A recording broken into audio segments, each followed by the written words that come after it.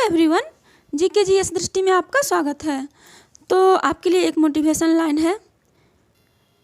जिद अगर जीतने की हो तो हारना नामुमकिन सा हो जाता है।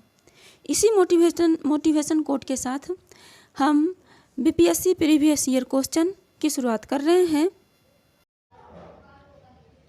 हाँ, तो इससे पहले वाले वीडियो में हमने क्वेश्चन नंबर 6 तक कवर कर दिए थे। आज हम पूरे 150 नंबर क्वेश्चन तक कवर करेंगे। हम पहले क्वेश्चन इसीलिए देख रहे हैं कि पहले क्वेश्चन देख लेंगे, उसके बाद हम सिलेबस कवर करेंगे टॉपिक बाय टॉपिक। तो क्या होगा, मेरा माइंड वैसे ही चलेगा जैसे बीपीएससी में क्वेश्चन पूछे जाते हैं। तो चलिए स्टार्ट करते हैं।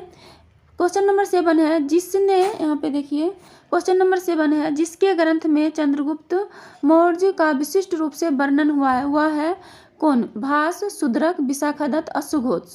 तो इसका आंसर हो जाएगा कौन? विशाखादत्त जो है मुद्रा राक्षस लिखे थे, उसी में उन्होंने चंद्रगुप्त मौर्य के बारे में वर्णन किए हैं। हम एक्सप्लेनेशन भी देख लेते हैं। देखिए दिया हुआ है, यहाँ पे कह रहा है कि विशाखादत्त रचित उपन्यास मुद्रा राक्षस चंद्रगुप्त मौर्य द्वारा राज्य प्राप्ति के लिए नंद वंश के अंतिम राजा को पराजित करने की कथा का वर्णन करती है। भास प्रारंभिक काल के सबसे प्रसिद्ध संस्कृत नाटककारों में से एक हैं। और भास क्या है? प्राचीन काल के सबसे प्रसिद्ध नाटककार हैं। भास जो किताब लिखे हैं उनका नाम है युगांधर यानम। युगांधर यान की प्रतिज्ञा, मध्य वियोगम, मध्य उर्भंग, टूटी हुई जंग एवं स्वप्न बासबद्धतम, बासबद्ध का सपना, ये सब भास लिखे हैं। और विशाखादत्त लिखे थे मुद्रा राक्षस, और उसमें चंद्रगुप्त मौर्य के बारे में लिखे हैं कि उन्होंने घनानंद को, नंद वंश के राजा घनानंद को क्या किया था? पराजित किया था। नेक्स्ट देखिए कह रहा है, अश्वघोष एक बौद्ध विद्वान है जिन्होंने संस्कृत में बुद्ध के जीवन की कथा बुद्धचरितम लिखी। क्या लिखी? कथा बुद्धचरितम। बौद्ध धर्म की रामायण कहलाती है, और बुद्धचरितम क्या कहलाती है? बौद्ध धर्म की रामायण। शूद्रक एक भारतीय नाटककार एवं मृच्छकटिकम के लेखक थे। शूद्रक कौन थे? तो ये एक भारतीय नाटककार थे और मृच्छकटिकम के लेखक थे। नेक्स्ट है क्वेश्चन नंबर 8। क्वेश्चन नंबर 8 है, वह स्रोत जिसमें पाटलिपुत्र के प्रशासन का वर्णन उपलब्ध है। किसमें उपलब्ध है पाटलिपुत्र के प्रशासन का वर्णन? दिव्यावदान में, अर्थशास्त्र में, इंडिका में, अशोक के शिलालेख में। वह स्रोत जिसमें पाटलिपुत्र के प्रशासन का वर्णन उपलब्ध है, तो देखिए ये जो है इंडिका में उपलब्ध है पाटलिपुत्र के प्रशासन का। हम स्पष्ट रूप से यहाँ पे देखिए इसका एक्सप्लेनेशन दिया हुआ है। मेगास्थनीज सेल्यूकस प्रथम निकेटर द्वारा चंद्रगुप्त मौर्य के दरबार में भेजा गया राजदूत। मेगास्थनीज कौन था? मेगास्थनीज जो था वो चंद्रगुप्त मौर्य के दरबार में मेगास्थनीज को भेजा था। किसने? सेल्यूकस निकेटर ने। और ये एक सेल्यूकस निकेटर का राजदूत था मेगास्थनीज, और इसने एक बुक लिखा था जिसका नाम था इंडिका। इंडिका में मेगास्थनीज ने पाटलिपुत्र के प्रशासन का वर्णन किया है, और यह पोलीब्रोथा के रूप में वर्णन है, और जिसमें वर्णन किया उसको क्या कहा जाता है? पोलीब्रोथा। तो देखिए इसका आंसर क्या हो जाएगा? इंडिका। इंडिका में ही चंद्रगुप्त मौर्य के पाटलिपुत्र के प्रशासन का क्या है? वर्णन है। यहाँ पे स्पष्ट दिया हुआ है पाटलिपुत्र के प्रशासन का वर्णन है इंडिका में। किस में वर्णन है? इंडिका में। तो इसका आंसर हो जाएगा ये इंडिका। क्या आंसर होगा? इंडिका। आगे देखते हैं एक्सप्लेनेशन क्या है। दिव्यावदान, यहाँ देखिए दिव्यावदान दैवीय आख्यान एक संस्कृत काव्य शास्त्र है। दिव्यावदान क्या है? एक संस्कृत काव्य शास्त्र है जिसमें बौद्ध इतिहास के 28 जीवन संबंधी आख्यानों का संकलन है, और इसमें दिव्यावदान में बौद्ध इतिहास के बारे में लिखा हुआ है। कौटिल्य रचित अर्थशास्त्र प्राचीन भारतीय संस्कृत महाकाव्य है जिसमें राज्य संबंधी प्रशासन, आर्थिक नीति, सैन्य योजना का वर्णन है। इसमें पाटलिपुत्र के प्रशासन की कोई चर्चा नहीं है, और कौटिल्य के अर्थशास्त्र में पाटलिपुत्र के प्रशासन की कोई चर्चा नहीं है। अशोक के अभिलेख में उसके धर्म के संदेश हैं अशोक के अभिलेख में। नेक्स्ट नंबर क्वेश्चन नंबर है 9। देखिए क्वेश्चन नंबर 9 पढ़ते हैं क्या है। तृतीय बौद्ध संगीति कहाँ आयोजित हुई? तृतीय बौद्ध संगीति जो है पाटलिपुत्र में आयोजित होती है। एक्सप्लेनेशन भी हम देख लेते हैं। देखिए एक्सप्लेनेशन है यहाँ पे कि प्रथम बौद्ध संगीति राजगिरी में, द्वितीय बौद्ध संगीति वैशाली में, तृतीय बौद्ध संगीति पाटलिपुत्र में। यही क्वेश्चन हमसे पूछा है, काफ़ी इंपॉर्टेंट है, इससे हर साल एक क्वेश्चन आते हैं। चतुर्थ बौद्ध संगीति कश्मीर में। प्रथम बौद्ध संगीति के संरक्षक थे अजातशत्रु, उस समय राजा थे। द्वितीय बौद्ध संगीति के संरक्षक थे कालाशोक, वो उस समय राजा थे। तृतीय बौद्ध संगीति के ये संरक्षक थे अशोक, ये उस समय के राजा थे। चतुर्थ बौद्ध संगीति के संरक्षक थे कनिष्क, ये भी उस समय के राजा थे। प्रथम बहुसंगीति के अध्यक्ष वो थे महाकश्यप, दूसरे बहुसंगीति के अध्यक्ष थे सावाकामी, तीसरे बहुसंगीति के अध्यक्ष थे मोगली पुत्तिस और चौथे बहुसंगीति के अध्यक्ष थे वसुमित्र। नेक्स्ट क्वेश्चन देखते हैं, क्वेश्चन नंबर 10। क्वेश्चन नंबर 10 है कि किस शासक द्वारा सर्वप्रथम पाटलिपुत्र की राजधानी के रूप में चयन किया गया। ऑप्शन है अजातशत्रु, कल्लाशोक, उदयन द्वारा, कनिष्क द्वारा। आंसर हो जाएगा उदयन द्वारा। किसके द्वारा सबसे पहले पाटलिपुत्र राजधानी के रूप में चयन किया गया? उदयन के द्वारा। तो क्योंकि इसका एक्सप्लेनेशन देख लेते हैं। देखिए दिया है, पाटलिपुत्र के प्राचीन शहर की स्थापना अजातशत्रु के शासनकाल में उदयन द्वारा की गई, जो मगध सम्राट था। उसके पुत्र उदयन ने मगध की राजधानी राजगिरी से पाटलिपुत्र हस्तांतरित किया। नेक्स्ट है क्वेश्चन नंबर 11। क्वेश्चन नंबर 11 है, अशोक शिलालेख इंस्क्रिप्शन में प्रयुक्त भाषा है संस्कृत, प्राकृत, पाली, हिंदी। तो अशोक के शिलालेख, इस शिलालेख में जो प्रयुक्त भाषा है वो है क्या सर? प्राकृत। देखिए इसमें एक्सप्लेनेशन में भी दिया है कि अशोक ने धम्म की घोषणाओं और निषेधाज्ञा को अपने पूरे साम्राज्य में चट्टानों एवं स्तंभों पर अंकित करने का आदेश दिया था। अशोक के लेख पूरे भारत, नेपाल, पाकिस्तान एवं अफगानिस्तान में 30 से अधिक स्थानों पर पाए गए। भारत में अधिकांश अभिलेख प्राकृत भाषा एवं ब्राह्मी लिपि में है। भारत में अधिकांश अभिलेख किसमें है? प्राकृत भाषा एवं ब्राह्मी लिपि। तो इसका आंसर हो जाएगा क्या? प्राकृत भाषा। अफगानिस्तान के अभिलेख यूनानी भाषा एवं लिपि तथा अरामाइक भाषा एवं लिपि में है। तो देखिए यहाँ पे इसका आंसर दिया है प्राकृत, तो इसलिए आंसर क्या हो जाएगा? प्राकृत। अशोक के शिलालेख में जो मुख्यतः प्रयुक्त भाषा वो किस में है? प्राकृत में। नेक्स्ट देखते हैं, चलते हैं 12 नंबर क्वेश्चन। 12 नंबर क्वेश्चन है, निम्नलिखित में से किस मौर्य राजा के दक्कन की विजय थी? निम्नलिखित में से किस मौर्य राजा के दक्कन की विजय थी? तो यहाँ पे दिया है अशोक, चंद्रगुप्त, बिंदुसार, कुणाल। तो दक्कन की विजय जो किए थे वो चंद्रगुप्त ही किए थे, क्योंकि देखिए एक्सप्लेनेशन दिया है कि चंद्रगुप्त मौर्य साम्राज्य का संस्थापक था। चंद्रगुप्त मौर्य साम्राज्य का संस्थापक था। उसने कौटिल्य के साथ भारतीय उपमहाद्वीप में सबसे बड़े साम्राज्यों में से एक की स्थापना की। चंद्रगुप्त मौर्य वर्तमान तमिलनाडु और केरल को छोड़कर पूरे भारत में अपना साम्राज्य स्थापित करने में क्या रहा? सफल रहा। चंद्रगुप्त मौर्य वंश का क्या था? संस्थापक था।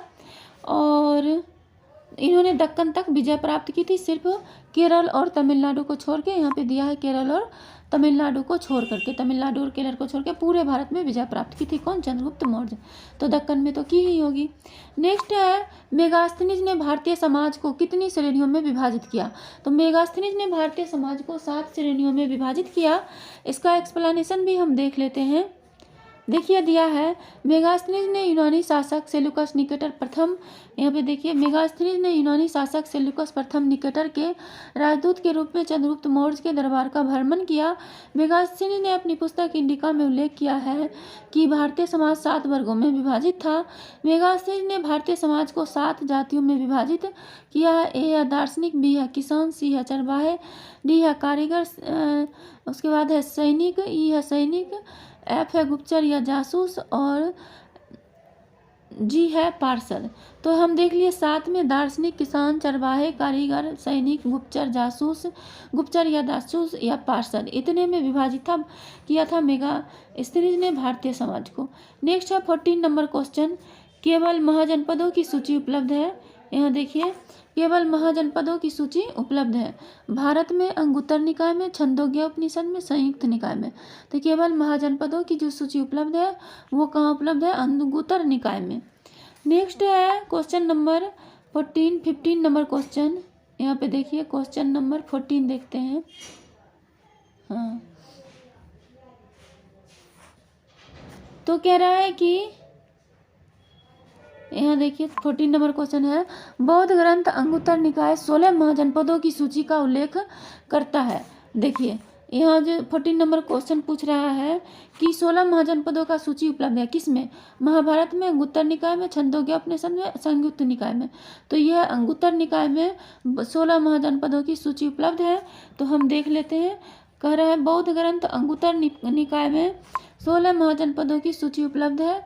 पहला आस्य या अस्यक, पोतना या पोतली, अवंती, उज्जैन उत्तरी, माहिष्मती दक्षिणी, चेदी सुक्तिमती, गांधार तक्षशिला, काशी वाराणसी, कंबोज राजपुरा, कौशल श्रावस्ती, कुरु इंद्रप्रस्थ या हस्तिनापुर। नेक्स्ट है हस्तिनापुर। नेक्स्ट है मगध। मगध राजगीर पाटलिपुत्र, मल्ल कुशीनारा, मच्छ या प्रत्यय विराटनगर, पांचाल अहिछत्र, उत्तर काम्पिल्य, दक्षिण में कापिल्य और उत्तर में अहिछत्र। सूरसेन मथुरा, सूरसेन की राजधानी मथुरा है। ये सब राजधानी दिया हो, ये जनपद दिया हुआ है। बज्जी की राजधानी वैशाली, वत्स या बमस की राजधानी है कौशाम्बी। तो हमने देख लिए जो प्रमुख महाजनपद और उसकी राजधानी। नेक्स्ट देखते हैं 15 नंबर क्वेश्चन है कि अर्थशास्त्र। क्वेश्चन नंबर 16 है, हड़प्पा में उन्नत जल प्रबंधन प्रणाली का पता चलता है धौलावीरा में, लोथल में, कालीबंगा में, आलमगीरपुर में। तो हड़प्पा में उन्नत जल प्रबंधन प्रणाली का पता कहाँ चलता है? धौलावीरा में, क्योंकि एक्सप्लेनेशन भी यहाँ पे दिया हुआ है। देखिए, कच्छ गुजरात की खाड़ी में स्थित खादिर द्वीप पर शहर धौलावीरा परिपक्व हड़प्पा सभ्यता का शहर है। धौलावीरा के निवासियों ने पानी की कमी को पूरा करने के लिए जल संरक्षण एवं उपयोग की कुशल जल प्रबंधन प्रणाली का विकास किया था। शहर में बड़े पैमाने पर जलाशय थे जो बारिश के ताजे पानी के भंडारण में काम आते थे। वे पास के 2 नालों से निकले जल का भी संग्रह किया करते थे। इन जलधाराओं को बांधों की श्रृंखला द्वारा धीमा किया जाता था और आंशिक रूप से निचले शहर में डाल दिया जाता था। जीवित रहने के लिए जल की प्रत्येक बूंद को संग्रहित किया जाता था। इस स्थल से चित्रकारी युक्त टेराकोटा की मुहरें, टुकड़े, चूड़ियाँ, अंगूठियाँ और मोतियाँ प्राप्त हुई है। तो 16 नंबर क्वेश्चन का आंसर क्या हो जाएगा? धौलावीरा होगा। हड़प्पा में उन्नत जल प्रबंधन प्रणाली का पता कहाँ पे चलता है? धौलावीरा में। नेक्स्ट चलते हैं 17 नंबर क्वेश्चन। 17 नंबर क्वेश्चन है, देखिए 17 नंबर क्वेश्चन है, सत्ता हस्तांतरण के समय निम्नलिखित राज्यों में से एक कांग्रेस दल का पूर्ण विकसित संगठन था। कौन था? तो आंसर हो जाएगा इसका मैसूर। एक्सप्लेनेशन देखते हैं। देखिए, अगर 1930 में, यहाँ देखिए 1930 के दशक तक कांग्रेस मैसूर में आयोजित की गई थी। 1930 के दशक तक कांग्रेस मैसूर में आयोजित की गई थी। उन्हें दीवान के विरुद्ध एक जिम्मेदार सरकार के लिए आंदोलन चलाया गया। उन्होंने दीवान के विरुद्ध एक जिम्मेदार सरकार के लिए आंदोलन चलाया। कांग्रेस ने मैसूर चलो आंदोलन भी शुरू किया। कांग्रेस ने कौन सा आंदोलन शुरू करते हैं? मैसूर चलो आंदोलन। मैसूर रियासत में एक लोकतांत्रिक और जिम्मेदार सरकार की स्थापना के उद्देश्य से तत्कालीन शासक ने 24 अक्टूबर 1947 को प्रक्रिया शुरू की, जिसे भारतीय संघ को आघात लगा। तो यहाँ पे क्या हो जाएगा इसका आंसर? मैसूर। सत्ता हस्तांतरण के समय निम्नलिखित राज्यों में से एक में कांग्रेस दल का पूर्ण विकसित संगठन कौन था? तो मैसूर। नेक्स्ट चलिए क्वेश्चन नंबर 18। क्वेश्चन नंबर 18 है, त्रावणकोर में कांग्रेस ने त्रावणकोर राज्य के जिस दीवान की स्वेच्छाकारी सरकार के विरुद्ध सविनय अवज्ञा आंदोलन आरंभ किया था वे थे सीपी रामास्वामी अय्यर, पी कृष्णास्वामी, जे के बरियर, भास्करन नायर। तो इसका आंसर हो जाएगा ACP रामास्वामी अय्यर। एक्सप्लेनेशन देख लेते हैं, क्योंकि देखिए कह रहा है कि 1936 के त्रावणकोर महाराजा चिथिरा थिरुनल ने CP रामास्वामी अय्यर को अपना दीवान नियुक्त किया। तो यही होगा। नेक्स्ट है, राज्य कांग्रेस के अनुसार त्रावणकोर के लोगों ने एक जिम्मेदार सरकार के लिए आंदोलन शुरू किया। त्रावणकोर के दीवान CP रामास्वामी अय्यर ने इस आंदोलन को दबाने का फैसला लिया। 26 अगस्त 1938 में उन्होंने राज्य कांग्रेस में यूथ लीगल पर प्रतिबंध लगा दिया। तब राज्य कांग्रेस ने दीवान के विरुद्ध नागरिक अवज्ञा आंदोलन आरंभ किया। नेक्स्ट देखिए,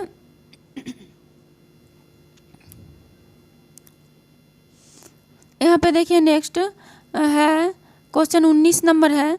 कह रहा है कि भारतीय राष्ट्रीय कांग्रेस का 1937 का अधिवेशन बिहार के किस शहर में हुआ? तो 1937 का अधिवेशन यहाँ पे देखिए फैजलपुर में हुआ, फिरोजपुर में हुआ था। ये हरिपुरा है तो ये नहीं होगा, पटना नहीं होगा, रांची नहीं होगा, भागलपुर नहीं, नन ऑफ द एबव इसका आंसर हो जाएगा, क्योंकि 1937 का अधिवेशन फिरोजपुर में हुआ था। तो चलते हैं देखते हैं, फिरोजपुर में हुआ था। यहाँ पे देखिए फिरोजपुर जो है 1937 का कांग्रेस का अधिवेशन जवाहरलाल नेहरू की अध्यक्षता में फिरोजपुर में आयोजित हुआ था। यह कांग्रेस का प्रथम ग्रामीण अधिवेशन था। फिरोजपुर महाराष्ट्र के जलगांव जिले में एक गांव है। बिहार में कांग्रेस के सिर्फ 2 अधिवेशन आयोजित हुए, बांकीपुर 1912 एवं गया 1922। बांकीपुर 1912 एवं गया 1922। तो ये जो है कह रहा है कि 2 ही अधिवेशन याद रखिए। बिहार के कांग्रेस के सिर्फ 2 अधिवेशन हुए, कौन? बांकीपुर 1912 में और गया में 1922 में। नेक्स्ट है स्वतंत्रता पूर्व बिहार। यहाँ देखिए स्वतंत्रता पूर्व बिहार निम्नलिखित में एक वर्चस्वशाली जाति नहीं थी। ए है भूमिहार, राजपूत, कायस्थ, कुर्मी। तो स्वतंत्रता पूर्व जो भूमिहार भी शक्तिशाली था, राजपूत भी शक्तिशाली था, कायस्थ भी शक्तिशाली था, कुर्मी जो था वो शक्तिशाली नहीं था। तो इसका आंसर हो जाएगा कुर्मी। नेक्स्ट देखिए है एक्सप्लेनेशन भी दिया हुआ है। स्वतंत्रता पूर्व बिहार भूमिहार, राजपूत, कायस्थ प्रमुख शक्तिशाली जातियाँ थी। कुर्मी पर अत्याचार किया गया और स्वतंत्रता उपरांत हुए प्रमुख हो गए। उनके लिए कई अधिकार घोषित हुए। स्वतंत्रता के बाद उनके लिए कई अधिकार दिए गए, वो स्ट्रॉन्ग हो जाते हैं कुर्मी। नेक्स्ट क्वेश्चन है 21 नंबर क्वेश्चन। कह रहा है कि बिहार में महात्मा गांधी के पूर्व सापेक्ष सक्रियता, राष्ट्रीय सक्रियता की अनुपस्थिति इसके अभाव में देखी जा सकती है। एकीकृत समुदाय, चरमपंथी समूह, रचनात्मक क्षेत्रीय अभिजन, वर्चस्वशाली मध्यम वर्ग। तो इसका आंसर हो जाएगा एकीकृत समुदाय के अभाव में। महात्मा गांधी जी के आने से पहले जो भी आंदोलन होता था एकीकृत तरीके से नहीं होता था। तो इसका आंसर हो जाएगा एकीकृत समुदाय।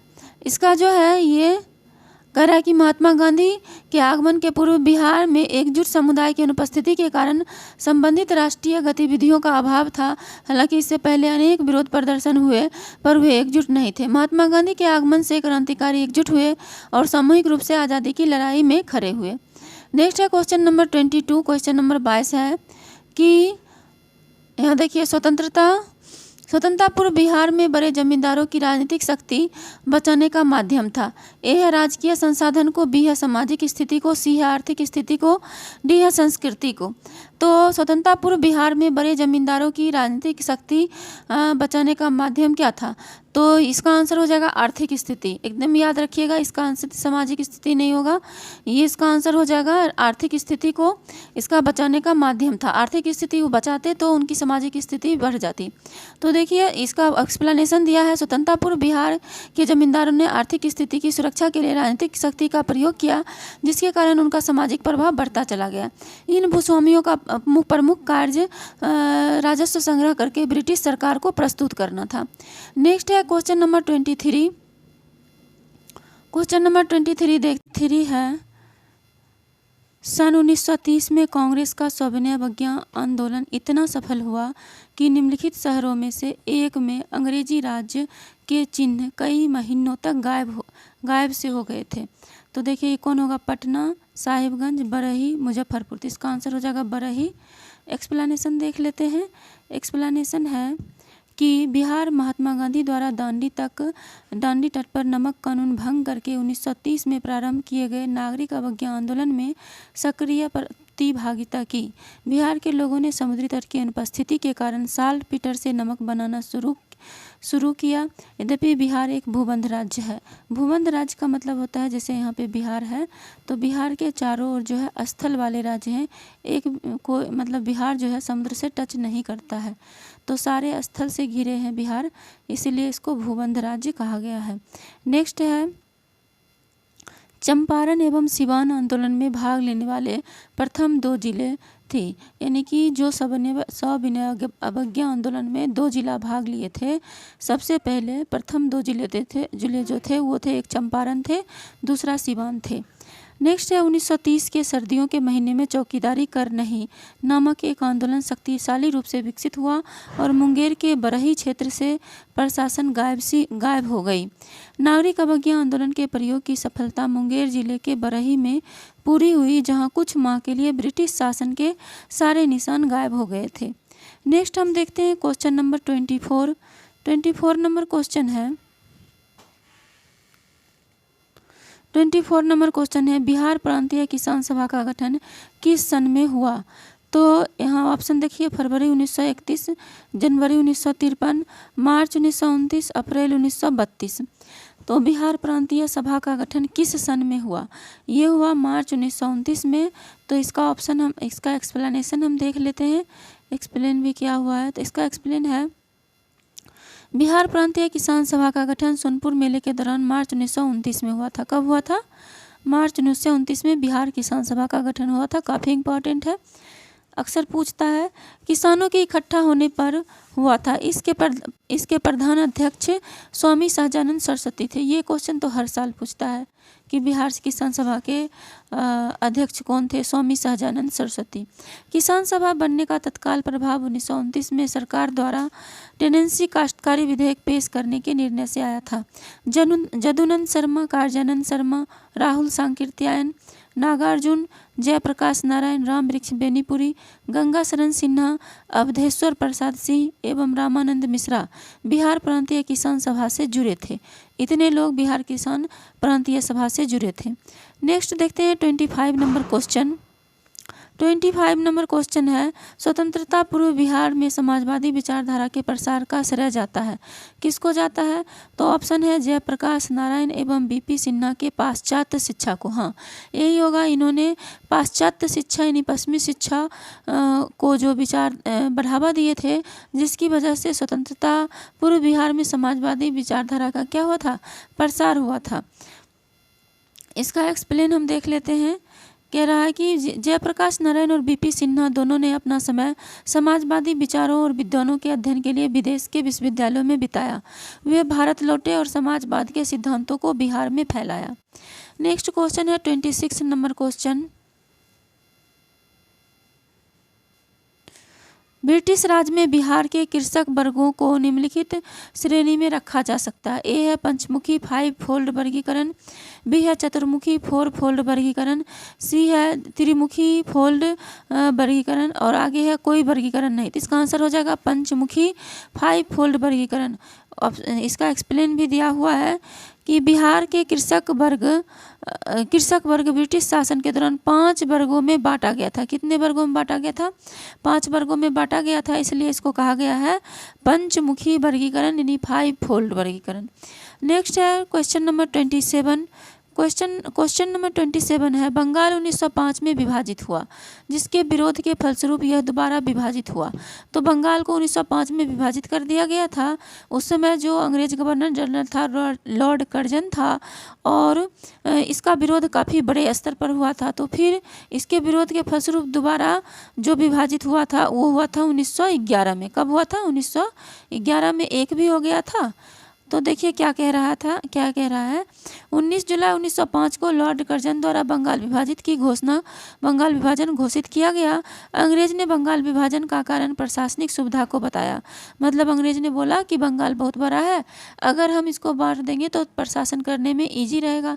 लेकिन असली रीज़न था कि अंग्रेज बंगाल को बांट करके और एकता को विभाजित करना चाहते थे कि अगर बट जाएगी बंगाल तो एकता में कमी आ जाएगी, जिससे लोगों जो है स्वतंत्रता के लिए जो है लोगों का विचारधारा अलग हो जाएगा और वो जो है स्वतंत्रता की मांग ठंड पड़ जाएगी। नेक्स्ट है, जबकि विभाजन सांप्रदायिक रेखा पर किया गया था, मतलब सांप्रदायिकता फैलाने के लिए विभाजन किया गया था। आगे है पूर्वी बंगाल के मुस्लिम बहुल क्षेत्र। यहाँ पे देखिए कह रहा है कि पूर्वी बंगाल के मुस्लिम बहुल क्षेत्र को हिंदू बहुल पश्चिमी बंगाल से अलग किया गया। और क्या किया गया? पूर्वी बंगाल, जैसे कि यहाँ पे सपोज कीजिए बंगाल है, तो पूर्वी बंगाल के मुस्लिम बहुल क्षेत्र, ये जो मुस्लिम बहुल क्षेत्र को हिंदू बहुल क्षेत्र पश्चिमी बंगाल से क्या कर दिया गया? अलग कर दिया गया, जिसका मुख्य कारण अंग्रेजों के विरुद्ध एकजुट विरोध कर रहे लोगों के सांप्रदायिक सद्भाव को खंडित करना था। यानी कि ये दोनों मिलकर जो अंग्रेज को विरुद्ध लड़ रहे थे, तो अंग्रेज दोनों को अलग कर दिया ताकि ये अलग लड़ेंगे, ये अलग लड़ेंगे, तो इनकी एकता कमज़ोर हो जाएगी, तो लड़ने में तो हमको यहाँ पे शासन करने में क्या होगा? इजी होगा। विभाजन को यहाँ देखिए, विभाजन ने लोगों को क्रोधित किया और वे विभाजन के विरुद्ध स्वदेशी आंदोलन करने लगे। विभाजन को 1911 में लॉर्ड हार्डिंग द्वारा निरस्त कर दिया गया और 1911 में फिर क्या किया गया, लॉर्ड हार्डिंग द्वारा निरस्त कर दिया गया। नेक्स्ट क्वेश्चन नंबर 28 है। 28 नंबर क्वेश्चन है, गदर आंदोलन का नेतृत्व किसने किया? गदर आंदोलन का नेतृत्व किसने किया? तो ऑप्शन देखिए है, गदर आंदोलन का नेतृत्व गदर पार्टी ने किया। क्या क्या है दिया हुआ, गदर आंदोलन का नेतृत्व किसने किया? तो यहाँ देखिए, गदर आंदोलन का नेतृत्व गदर पार्टी, INA, आज़ाद पार्टी, कांग्रेस पार्टी। तो गदर आंदोलन का नेतृत्व गदर पार्टी किया। एक्सप्लेन दिया हुआ है, देखते हैं। यहाँ पे देखिए दिया हुआ है कि गदर आंदोलन का नेतृत्व गदर पार्टी ने किया था। गदर पार्टी आरंभ में 1913 में संयुक्त राज्य अमेरिका में पैसिफिक कोस्ट हिंदुस्तान एसोसिएशन के रूप में हरदयाल, संत बाबा बासक सिंह दडेहर, बाबा ज्वाला सिंह, संतोष सिंह के साथ मोहन सिंह भाकना की अध्यक्षता में स्थापित हुई थी। गदर पार्टी का मुख्यालय सैन फ्रांसिस्को में स्थित है। गदर पार्टी का मुख्यालय कहाँ स्थित है? सैन फ्रांसिस्को में। प्रथम विश्व युद्ध की त्रासदी के बाद गदर पार्टी के नेता भारत आए और पंजाब के ब्रिटिश सरकार के विरुद्ध विद्रोह आरंभ किया।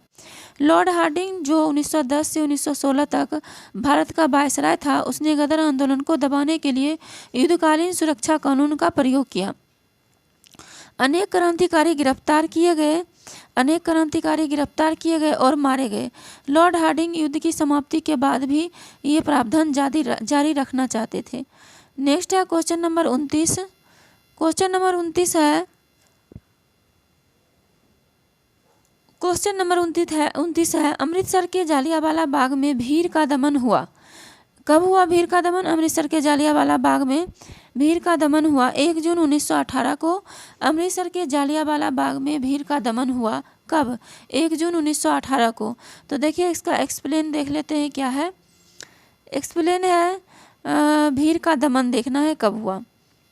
जालियांवाला बाग हत्याकांड 13 अप्रैल 1919 को हुआ, जब बड़ी संख्या में लोग जालियांवाला बाग में सत्यपाल एवं सैफुद्दीन किचलू की गिरफ्तारी के विरुद्ध शांतिपूर्ण सभा कर रहे थे।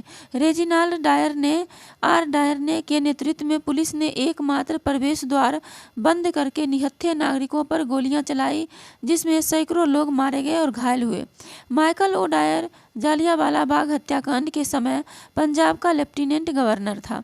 उसने कर्नल रेजिनाल्ड डायर को अमृतसर का कसाई के इस कृत्य को सही ठहराया। यानी कि जो माइकल ओ डायर था, आर डायर की कृत्य को सही ठहराता है। माइकल ओ डायर की हत्या 1940 में उधम सिंह, गदर पार्टी के से संबंधित थे, ये ने कैक्सटन हॉल लंदन में की। कैक्सटन हॉल में जाकर उधम सिंह ने माइकल ओ डायर की क्या कर दी? हत्या कर दी। तो देखिए, यहाँ पर जो है कह रहा है कि अमृतसर के जालियांवाला बाग भीड़ क्राउड का दमन हुआ। तो ये देखिए, इसका आंसर हो जाएगा 13 अप्रैल 1919। आंसर क्या होगा? 13 अप्रैल 1919 इसका आंसर हो जाएगा, ये नहीं होगा। तो 13 अप्रैल 1919 को जालियांवाला बाग हत्याकांड हुआ था। नेक्स्ट है question number 30। Question number 30, next 30 number question है, लंदन में द्वितीय गोलमेज सम्मेलन की असफलता इनकी छत्रछाया में हुआ। बैकड्रॉप में तो किसके में हुआ? देखिए, ऑप्शन है इमर्सन गांधी समझौता, हेले गांधी समझौता, इरविन गांधी समझौता, गांधी साइमन समझौता। तो द्वितीय गोलमेज सम्मेलन की असफलता हो गई थी, असफल हो गया था, सबको पता है। तो किन की छत्रछाया में हुआ था? तो देखिए, इसका एक्सप्लेनेशन देखते हैं, फिर बताइएगा। तो देखिए, एक्सप्लेनेशन दिया है कि भारत में संवैधानिक सुधार के लिए ब्रिटिश सरकार द्वारा भारतीय राजनीति के बड़े व्यक्तित्वों से चर्चा करने के लिए गोलमेज सम्मेलन का आयोजन किया गया। प्रथम गोलमेज सम्मेलन 12 नवंबर 1930 से 19 जनवरी 1931 तक हुआ। प्रथम गोलमेज सम्मेलन कब से कब तक हुआ? 12 नवंबर 1930 से 19 जनवरी 1931 तक। द्वितीय गोलमेज सम्मेलन 7 सितंबर 1931 से 1 दिसंबर 1931 तक हुआ। द्वितीय गोलमेज सम्मेलन 7 सितंबर 1931 से 1 दिसंबर 1931 तक हुआ। नेक्स्ट है एकमात्र गोलमेज सम्मेलन था जिसमें कांग्रेस ने भाग लिया। तो एकमात्र गोलमेज सम्मेलन था जिसमें कौन भाग लिया? कांग्रेस ने।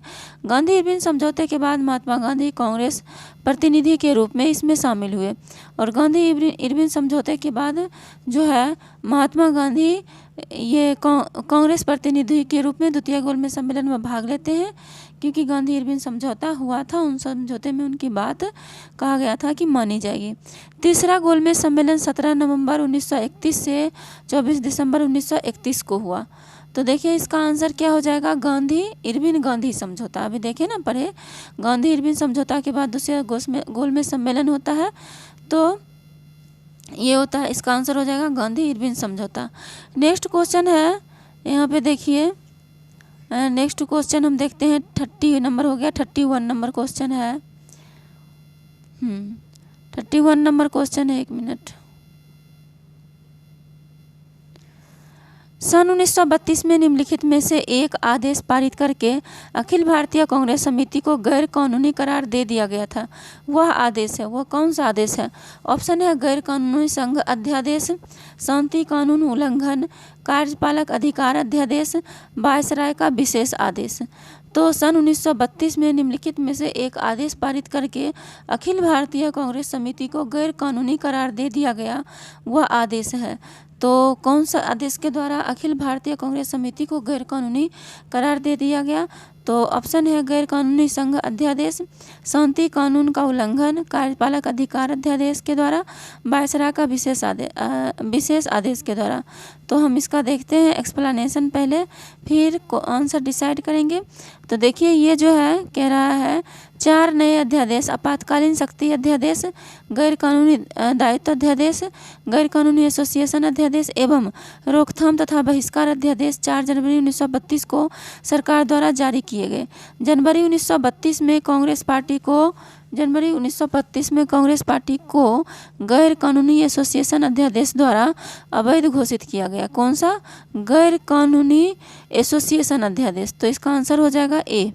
ये देखिए इसका आंसर हो जाएगा ए, गैर कानूनी संघ अध्यादेश, गैर कानूनी एसोसिएशन अध्यादेश। आगे देखिए हम यहाँ पे पढ़े थे, यहाँ पे देखे थे जनवरी 1932 में कांग्रेस पार्टी को गैर कानूनी एसोसिएशन अध्यादेश द्वारा अवैध घोषित कर दिया गया। उसके बाद है लॉर्ड विलिंगटन 18 अप्रैल 1931 से 18 अप्रैल 1936 तक भारत के वायसराय एवं गवर्नर जनरल रहे। उसने कार्य समिति, प्रांतीय समिति और युवा संगठनों को प्रतिबंधित कर दिया और सभी सदस्यों को कैद कर लिया। उसने 80,000 कार्यकर्ताओं को कैद किया। कितने कार्यकर्ताओं को कैद किया? 80,000 कार्यकर्ताओं को कैद किया। नेक्स्ट है क्वेश्चन 32 नंबर क्वेश्चन है। यहाँ देखिए कि स्वतंत्रता आंदोलन के दौरान महात्मा गांधी के करीबी अंग्रेज मित्र थे। ए है रेवरेंड थॉमस मूर, बी है ए.ओ. ह्यूम, सी है रेवरेंड चार्ली एंड्रयूज और डी है विलियम बाबेल। तो स्वतंत्रता आंदोलन के दौरान महात्मा गांधी के करीबी अंग्रेज मित्र थे, कौन थे इसमें से? तो देखिए इसका एक्सप्लेनेशन पहले देख लेते हैं, फिर आंसर डिसाइड करेंगे। देखिए ये क्वेश्चन इस बार भी बीपीएससी में पूछा था कि महात्मा गांधी के मित्र को, निम्नलिखित में से महात्मा गांधी जी के मित्र कौन थे? देखिए इसका पहले इस क्वेश्चन का एक्सप्लेनेशन देखते हैं। दिए गए विकल्पों में ईसाई missionary Charles फ्रियर Andrews Mahatma Gandhi के निकट सहयोगी थे। पहले ही लाइन में दे दिया है, चार्ल्स फ्रियर एंड्रयूज महात्मा गांधी के निकट सहयोगी थे। चार्ल्स फ्रियर एंड्रयूज ने महात्मा गांधी को दक्षिण अफ्रीका से भारत लौटने के लिए समझाने में सहायता की और उनके साथ दूसरे गोलमेज सम्मेलन में गए। वे 1925 एवं 1927 में अखिल भारतीय ट्रेड यूनियन के अध्यक्ष थे। अखिल भारतीय ट्रेड यूनियन के अध्यक्ष भी थे कब? 1925 और 1927 में। गांधी जी ने उन्हें मसीह के सिद्धांतों के प्रति समर्पित माना था और उन्हें भारतीय इतिहास में दीनबंधु कहा था। फ्रियर एंड्रयूज को महात्मा गांधी ने भारतीय इतिहास में क्या कहा था? दीनबंधु। नेक्स्ट है वे रविंद्रनाथ टैगोर के करीबी थे और वो जो थे फ्रियर एंड्रयूज, वो रविंद्रनाथ टैगोर के भी करीबी थे। अपनी आत्मकथा heart I wait what I owe to Christ 1932 से प्राप्त रॉयल्टी टैगोर के आश्रम शांति निकेतन को दान कर दी थी। तो देखिए ये हम पढ़े ये फियर एंड्रयूज और महात्मा गांधी के बारे में। तो ये क्वेश्चन का आंसर हो जाएगा स्वतंत्रता आंदोलन के दौरान महात्मा गांधी के करीबी अंग्रेज मित्र थे रेवरेंड चार्ली एंड्रयूज। ठीक है, ये इस बार भी पेपर में पूछा था बीपीएससी में, 69वीं बीपीएससी में। नेक्स्ट देखिए क्वेश्चन है 33 नंबर क्वेश्चन। 33 नंबर क्वेश्चन है, यहाँ देखिए 33 नंबर क्वेश्चन है, प्रथम भारतीय जिन्होंने स्वाधीन भारत में गवर्नर जनरल का पदभार ग्रहण किया था। तो प्रथम भारतीय जिसने स्वाधीन भारत में यानी स्वतंत्र भारत में गवर्नर जनरल का पदभार ग्रहण किया था, ऑप्शन हो जाए, ऑप्शन दिया है जमनालाल बजाज, सी राजगोपालचारी, डॉक्टर राजेंद्र प्रसाद, एम.ए. अंसारी। तो इसका आंसर हो जाएगा सी राजगोपालचारी। क्या होगा आंसर? सी राजगोपालचारी। इसका हम देख लेते हैं एक्सप्लेनेशन। एक्सप्लेन में दिया है कि सी राजगोपालचारी पहले एवं एकमात्र भारतीय थे जो भारत के गवर्नर जनरल बने। स्वतंत्रता उपरांत 15 अगस्त 1947 से 21 जून 1948 तक लॉर्ड माउंटबेटन भारत के गवर्नर जनरल रहे। 15 अगस्त 1947 से 21 जून 1948 तक कौन भारत के गवर्नर जनरल रहे? Lord Mountbatten. नेक्स्ट है सी राजगोपालचारी 21 जून 1948 को भारत के गवर्नर जनरल बने और 26 जनवरी 1950 को भारत के गणतंत्र बनने तक इस पद पर रहे थे। नेक्स्ट क्वेश्चन है क्वेश्चन नंबर 34। क्वेश्चन नंबर 34 है कि इलाहाबाद में क्वेश्चन नंबर 34 है इलाहाबाद में संपन्न कांग्रेस कार्यकारिणी समिति की बैठक अप्रैल मई 1947 में निम्नलिखित सदस्यों में से एक सदस्य भारत के नाजीवाद, फासीवाद तथा साम्राज्यवाद विरोधी निश्चित रुख के कारण जापान के विरुद्ध गुरिल्ला युद्ध की अपनी योजना के पक्ष में बहुमत जुटाने में सक्षम हुए थे। कौन थे वे? तो देखिए ऑप्शन है सुभाष चंद्र बोस, सरोजिनी नायडू, मौलाना अबुल कलाम आज़ाद, पंडित जवाहरलाल नेहरू। तो इसका आंसर हो जाएगा वो कौन थे? तो वो पंडित जवाहरलाल नेहरू थे। एक्सप्लेन हम देख लेते हैं इसका। देखिए यहाँ पे इसका एक्सप्लेनेशन दिया हुआ है। 29 अप्रैल से 1 मई 1942 तक अखिल भारतीय कांग्रेस कमेटी इलाहाबाद में इकट्ठी रही। जवाहरलाल नेहरू ने सक्षम जापानी सेना के विरुद्ध गुरिल्ला युद्ध शुरू करने की बात कही।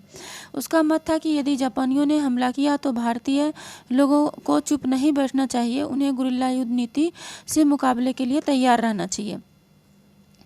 नेक्स्ट क्वेश्चन है महात्मा गांधी का मानना था कि द्वितीय विश्व युद्ध में भागीदारी से आशय निम्नलिखित सिद्धांत का उल्लंघन होगा। देखिए कह रहा महात्मा गांधी का मानना था कि द्वितीय विश्व युद्ध में भागीदारी से आशय निम्नलिखित सिद्धांत का उल्लंघन होगा। ऑप्शन है न्याय, जस्टिस, समानता, इक्वलिटी, समाजवादी, सोशलिज्म, अहिंसा, नॉन वायलेंस। तो किसका उल्लंघन होगा? तो अहिंसा का उल्लंघन होगा, नॉन वायलेंस। अगर द्वितीय विश्व युद्ध में महात्मा गांधी शामिल होते हैं तो नॉन वायलेंस का क्या होगा? उल्लंघन होगा। जो उनका उद्देश्य था कि अहिंसा के आधार पर हमें आज़ादी लेना है और अहिंसा के हुए खिलाफ थे, तो उसका क्या हो जाएगा? उल्लंघन हो जाएगा। नेक्स्ट है इसका एक्सप्लेन हम देख लेते हैं।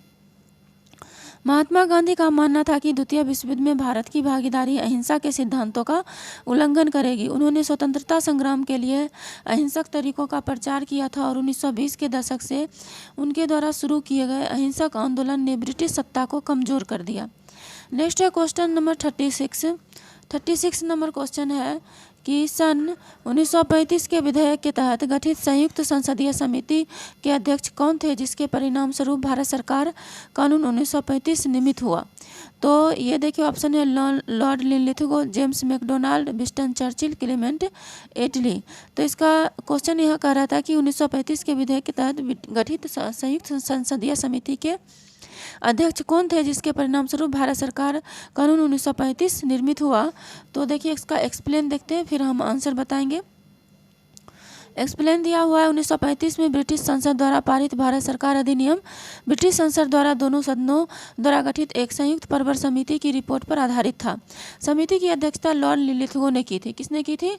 लॉर्ड लिनलिथगो ने। समिति ने अप्रैल 1933 से नवंबर 1934 तक श्वेत पत्र प्रस्तावों की समीक्षा के बाद अपनी रिपोर्ट तैयार की, जो भारत सरकार अधिनियम 1935 का आधार बना।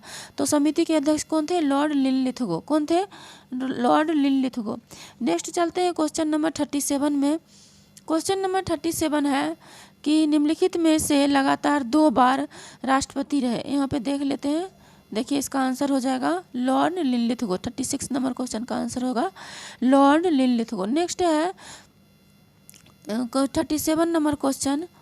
37 नंबर क्वेश्चन है निम्नलिखित में से कौन लगातार 2 बार राष्ट्रपति बने। ऑप्शन है doctor Rajendra Prasad, doctor S Radhakrishnan, doctor Zakir Hussain, A और बी दोनों।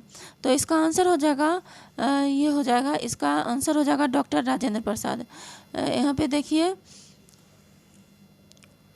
राष्ट्रपति भारतीय राज्य एवं भारतीय सशस्त्र बलों का सर्वोच्च प्रधान है। भारतीय संविधान की स्वीकृति के साथ 1950 में भारत के गणतंत्र बनने से अब तक 14 राष्ट्रपति हुए। राजेंद्र प्रसाद भारत के प्रथम राष्ट्रपति थे और वे एकमात्र व्यक्ति हैं जो 2 कार्यकालों के लिए राष्ट्रपति रहे, 26 जनवरी 1950 से 13 मई 1962। 2 राष्ट्रपति जाकिर हुसैन एवं फखरुद्दीन अली अहमद की मृत्यु कार्यकाल के दौरान हुई।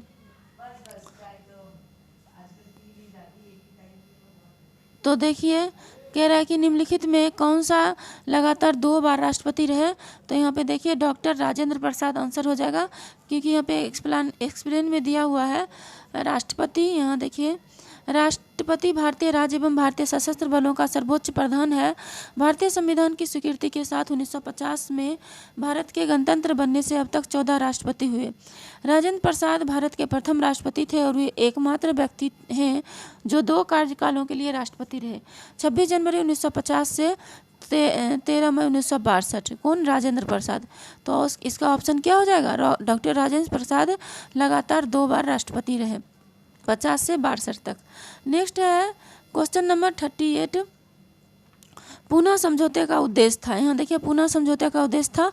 ऑप्शन है हिंदू मुस्लिम एकता, दलित वर्ग का प्रतिनिधित्व, राजाओं को विशेषाधिकार देना, द्वैध शासन का पुनर्विचार करना। तो इसका आंसर हो जाएगा दलित वर्ग को प्रतिनिधित्व देना। पूना समझौता का क्या उद्देश्य था? दलित वर्ग को प्रतिनिधित्व देना। तो देखिए इसका जो एक्सप्लेन क्या हुआ है, पूना समझौता दलित वर्ग के अलग निर्वाचन के लिए महात्मा गांधी एवं डॉक्टर BR अम्बेडकर के बीच हस्ताक्षरित हुआ। पूना समझौते में दलित वर्गों के लिए अलग चुनाव को समाप्त करके उनके लिए सीटों के आरक्षण की व्यवस्था की गई। दलित वर्गों के लिए प्रांतीय विधायिका में सीटों की संख्या 71 से बढ़ाकर 147 कर दी गई और केंद्रीय विधायिका में कुल सीटों का 18% आरक्षित किया गया। नेक्स्ट है क्वेश्चन नंबर 39 नंबर क्वेश्चन है कि 1927 की बटलर कमेटी का उद्देश्य था। ऑप्शन है भारतीय सेना का आधुनिकीकरण करना, भारतीय कृषि का आधुनिकीकरण करना, राष्ट्रीय समाचार पत्रों पर सेंसर लागू करना, भारत सरकार तथा देशी राज्यों के मध्य संबंधों को सुधारना। तो 1927 की बटलर कमेटी का उद्देश्य था भारत सरकार तथा देशी राज्यों के मध्य संबंधों को सुधारना। एक्सप्लेन देख लेते हैं क्या है। कह रहा है कि 16 दिसंबर 1927 को रियासतों एवं केंद्रीय सत्ता के बीच संबंधों की जांच के लिए 3 सदस्यीय बटलर समिति की नियुक्ति की गई। समिति के अध्यक्ष हरकोर्ट बटलर थे। इसके अन्य 2 सदस्य सिडनी पील, एक फाइनेंसर, एवं प्रोफेसर WS हॉल्सवर्थ, एक प्रख्यात न्यायविद थे। समिति ने 1928 के आरंभ में भारत पहुंची और 16 राज्यों का दौरा करने के बाद 1929 में अपनी रिपोर्ट प्रस्तुत की। हाँ, क्वेश्चन नंबर 40 है 18वीं सदी में बंगाल में वस्त्र उद्योग के पतन के लिए उत्तरदायी कारण था। तो 18वीं सदी में बंगाल में वस्त्र उद्योग के पतन के लिए उत्तरदायी कारण था, क्या था? उत्पादन की गुणवत्ता में कमी, कच्चे माल की अनुपलब्धता, ब्रिटेन को निर्यात करने वाले माल पर उच्च तट कर।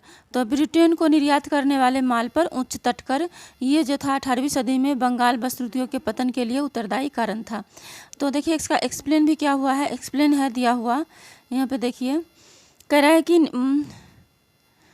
ये कुछ नहीं है, ये ऐसी दिया है।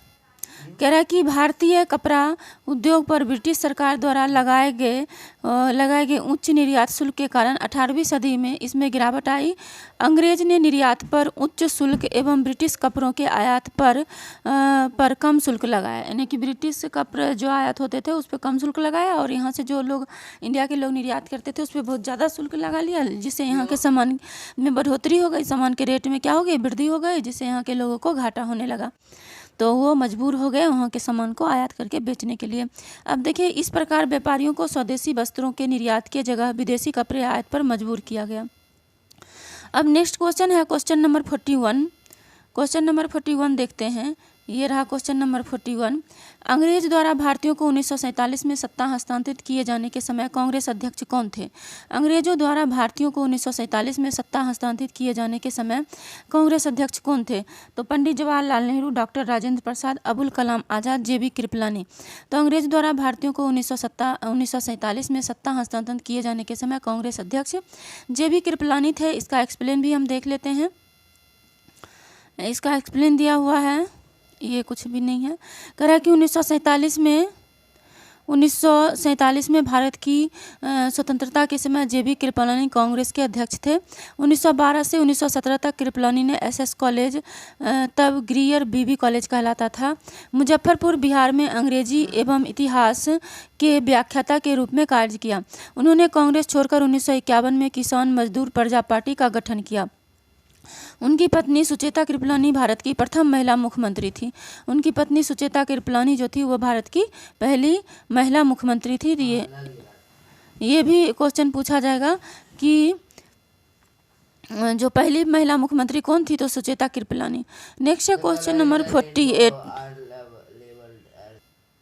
हाँ तो है, 1906 में मिंटो से शिमला में मिले मुसलमानों के शिष्टमंडल ने प्रार्थना की। क्या प्रार्थना की? तो उन्होंने प्रार्थना की थी कि मुसलमानों के लिए पृथक निर्वाचक वर्ग। क्या प्रार्थना की थी? मुसलमानों के लिए पृथक निर्वाचक वर्ग।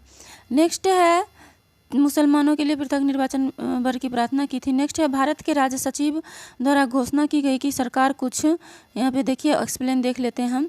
भारत के राज्य सचिव द्वारा घोषणा की गई कि सरकार कुछ संवैधानिक सुधारों को लागू करने जा रही है। नेताओं की प्रतिनियुक्ति और मुस्लिम प्रतिनिधित्व का चर्चा करने के लिए शिमला में लॉर्ड मिंटो से मिले। लॉर्ड मिंटो ने वादा किया कि उनके द्वारा लागू सुधार मुस्लिम समुदाय के हितों की अलग सुरक्षा करेंगे। भारतीय परिषद अधिनियम 1909 मार्ले मिंटो सुधार में मुस्लिम समुदाय के लिए पृथक निर्वाचन का प्रावधान था। सरकार से मिले इस समर्थन से उत्साहित होकर इन मुस्लिम नेताओं ने 1906 में ऑल इंडिया मुस्लिम लीग की स्थापना की। नेक्स्ट चलते हैं क्वेश्चन नंबर 43। क्वेश्चन नंबर 43 है नागरिक सेवाओं के लिए प्रतियोगी परीक्षा प्रणाली को सिद्धांत स्वीकार किया गया 1933 में, 1953 में, 1958 में, 1982 में। तो ये हो जाएगा 1853 में। तो नागरिक सेवाओं के लिए प्रतियोगी परीक्षा प्रणाली का सिद्धांत स्वीकार किया गया 1853 में। नेक्स्ट इसका एक्सप्लेन दिया हुआ है। 1853 में जन सेवक ईस्ट इंडिया कंपनी के डायरेक्टरों द्वारा मनोनीत किए जाते थे। 1853 में मनोनयन प्रणाली को समाप्त कर दिया गया और यह निर्णय लिया गया कि सभी ब्रिटिश विषयों की प्रतियोगी परीक्षाओं के माध्यम से जन सेवक शामिल होंगे। लिखित परीक्षा लंदन में आयोजित की गई। 1863 में भारतीय नागरिक सेवा चुने जाने वाला प्रथम भारतीय सत्येंद्र नाथ टैगोर बने। कौन बने प्रथम भारतीय? सत्येंद्र नाथ टैगोर। नेक्स्ट क्वेश्चन है क्वेश्चन नंबर 44। क्वेश्चन नंबर 44 है लोकनायक के नाम से किसे जाना जाता है? तो लोकनायक नाम से जयप्रकाश नारायण को जाना जाता है। सबको पता है कि जयप्रकाश नारायण को लोकनायक के नाम से जाना जाता है। एक्सप्लेन दिया हुआ है जयप्रकाश नारायण के बारे में, देख लेते हैं। जयप्रकाश नारायण को लोकनायक के रूप में जाना जाता है। स्वतंत्रता पूर्व स्वतंत्रता के बाद सबसे प्रखर नेताओं से जयप्रकाश नारायण को लोकनायक के रूप में जाना जाता है। स्वतंत्रता पूर्व और स्वतंत्रता बाद के सबसे प्रखर नेताओं में से एक जयप्रकाश नारायण का जन्म 11 अक्टूबर 1902 को सिताब दियारा गांव, बिहार, उत्तर प्रदेश में हुआ था। उन्होंने असहयोग आंदोलन के दौरान अब्दुल कलाम आज़ाद के भाषण से प्रभावित होकर अपनी परीक्षा से मात्र 20 दिन पूर्व बिहार नेशनल कॉलेज छोड़ दिया। उन्होंने आगे की शिक्षा के लिए बिहार विद्यापीठ में नामांकन लिया। 1922 में संयुक्त राज्य चले गए और कैलिफोर्निया, बर्कले एवं लोवा विश्वविद्यालय में अध्ययन किया। नेक्स्ट है भारत लौटने के बाद जवाहरलाल नेहरू के आमंत्रण पर कांग्रेस में शामिल हुए। यहाँ देखिए, भारत लौटने के बाद जवाहरलाल नेहरू के आमंत्रण पर कांग्रेस में शामिल हुए। 1934 में राम मनोहर लोहिया एवं आचार्य नरेंद्र देव के साथ समाजवादी कांग्रेस पार्टी के गठन का नेतृत्व किया। 1942 में जयप्रकाश नारायण हजारीबाग जेल से भागकर नेपाल चले गए और वहाँ ब्रिटिश मिशनरी को लुप्त करने के लिए आज़ाद दस्ता स्वतंत्रता ब्रिगेड को प्रशिक्षित किया। 1947 से 1953 तक जेपी अखिल भारतीय रेलवे कर्मचारी संघ के अध्यक्ष रहे। 1955 में उन्हें जनसेवा के लिए रोमन मैग्सेसे पुरस्कार से सम्मानित किया गया। नेक्स्ट है, स्वतंत्रता के बाद उन्होंने बिहार सरकार के विरुद्ध संपूर्ण क्रांति का नेतृत्व किया और आपातकाल 1975 से 77 के दौरान इंदिरा गांधी का विरोध किया। 8 अक्टूबर 1979 को पटना में उनकी मृत्यु हो गई और 1999 में उन्हें भारत रत्न से सम्मानित किया गया। नेक्स्ट है क्वेश्चन नंबर 45। क्वेश्चन नंबर 45 है, झंडा गीत किसने लिखा? रविन्द्रनाथ टैगोर, बंकिम चंद्र चटर्जी, मैथिली शरण गुप्त, श्यामलाल पार्षद। तो झंडा गीत किसने लिखा? तो ये झंडा गीत लिखे थे श्यामलाल पार्षद लिखे थे। एक्सप्लेन हम देख लेते हैं।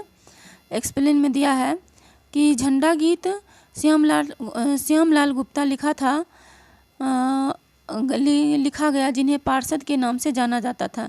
यह गीत गुप्ता द्वारा एक देशभक्ति गीत के रूप में मार्च 1924 में लिखा गया था। इस गीत को 1924 में कांग्रेस द्वारा आधिकारिक झंडा गीत रूप में स्वीकृत किया गया और प्रथम बार जालियांवाला बाग शहादत दिवस 13 अप्रैल 1924 को कानपुर के फूल बाग में गाया गया था। यह गीत निम्नवत है। क्या है? विजयी विश्व तिरंगा प्यारा, झंडा ऊंचा रहे हमारा, सदा शक्ति बरसाने वाला प्रेम सुधा, सदा शक्ति सरसाने वाला प्रेम सुधा बरसाने वाला, वीरों को हरसाने वाला, मातृभूमि का तन मन सारा, झंडा ऊंचा रहे हमारा। नेक्स्ट क्वेश्चन है क्वेश्चन नंबर 46। किसने कहा स्वराज मेरा जन्मसिद्ध अधिकार है और इसे लेकर रहूँगा? तो महात्मा गांधी, बिपिन चंद्र पाल, गोपाल कृष्ण गोखले, बाल गंगाधर तिलक। तो किसने कहा था ये? तो ये बातें कहे थे, स्वराज हमारा जन्मसिद्ध अधिकार है और इसे लेकर रहूँगा, बाल गंगाधर तिलक ने कहे थे। ये देखिए, बाल गंगाधर तिलक ने कहे थे ये बातें। देखिए क्या है कि एक्सप्लेन दिया हुआ है, देख लेते हैं। प्रसिद्ध नारा स्वराज मेरा जन्मसिद्ध अधिकार है और इसे लेकर रहूँगा बाल गंगाधर तिलक की देन है। लोकमान्य के रूप में जाने जाने वाले बीजी तिलक का जन्म 23 जुलाई 1856 को रत्नागिरी जिले के दीपाली तालुका चिखल गांव में हुआ। उन्होंने समाचार पत्र केसरी, मराठी समाचार पत्र एवं मरहट्टा अंग्रेजी समाचार पत्र की शुरुआत की। उन्हें गणेश चतुर्थी एवं शिवाजी जन्मोत्सव जैसे उत्सवों को लोकप्रिय किया। 1916 में उन्होंने होम रूल लीग की स्थापना की और ऐतिहासिक लखनऊ समझौता पर हस्ताक्षर किया। अंग्रेज नौकरशाह उन्हें भारतीय असंतोष का जनक मानते थे। उनकी प्रसिद्ध पुस्तकें Arctic home of Vedas the Orion Gita Rahasya, Arctic home of the Vedas the Orion Gita Rahasya, ये सब उनकी बाल गंगाधर तिलक की प्रसिद्ध किताब का नाम है। नेक्स्ट है क्वेश्चन नंबर 47। किस घटना के कारण गांधी जी ने असहयोग आंदोलन वापस लिया था? काकोरी कांड, चोरी चौरा कांड, जालियांवाला बाग कांड और मुजफ्फरपुर कांड। तो देखिए, ये जो है किस घटना के कारण गांधी जी ने असहयोग आंदोलन वापस लिया था? तो ये चोरी चौरा कांड इसका जो है आंसर हो जाएगा, चोरी चौरा कांड। तो इसका हम एक्सप्लेन भी देख लेते हैं। महात्मा गांधी असहयोग आंदोलन के लिए अहिंसा का पालन करने को कहा था, इसलिए उग्र भीड़ ने 5 फरवरी 1922 को चोरी चौरा में पुलिस स्टेशन को जलाकर 22 पुलिस वालों की हत्या कर दी। तब उन्होंने नतीजा निकाला कि लोग अभी असहयोग आंदोलन के लिए तैयार नहीं है और उन्होंने 1922 में असहयोग आंदोलन स्थगित कर दिया। नेक्स्ट क्वेश्चन है क्वेश्चन नंबर 48। कह रहा है कि विश्व में शांति और आपसी सहयोग स्थापित करने के लिए नेहरू जी ने कौन सा सिद्धांत प्रस्तुत किया? ए है गुटनिरपेक्षता, बी है पंचशील, सी है शांतिपूर्ण सहअस्तित्व, डी है इनमें से कोई नहीं। तो देखिए इसका आंसर जो हो जाएगा गुटनिरपेक्षता। कि विश्व में शांति और आपसी सहयोग स्थापित करने के लिए नेहरू जी ने कौन सा सिद्धांत प्रस्तुत किया? तो इसका आंसर हो जाएगा कौन सा सिद्धांत किया प्रस्तुत? गुटनिरपेक्षता। देखिए इसका देखते हैं क्या है कि गुटनिरपेक्ष आंदोलन का प्रचार विश्व शांति एवं आपसी सहयोग के लिए जवाहरलाल नेहरू द्वारा किया गया था। एक संगठन के रूप में गुटनिरपेक्ष आंदोलन को 19 जुलाई 1956 को बिर्जनी घोषणा का हस्ताक्षर करके NAM की स्थापना 1961 में बेलग्रेड सर्बिया में हुई। घोषणा पत्र पर यूगोस्लाविया के जोसिफ ब्रोज टिटो, भारत के जवाहरलाल नेहरू और मिस्र के गमल अब्देल नासिर ने हस्ताक्षर किए थे। घोषणा में निहित उद्धरणों में से एक है, शांति को अलगाव के साथ हासिल नहीं किया जा सकता, लेकिन वैश्विक संदर्भों में सामूहिक सुरक्षा और स्वतंत्रता के विस्तार की आकांक्षा के साथ साथ एक देश दूसरे देश पर वर्चस्व समाप्त करना, यानी कि इससे एक देश का दूसरे देश पर क्या होगा, वर्चस्व की समाप्ति होगी।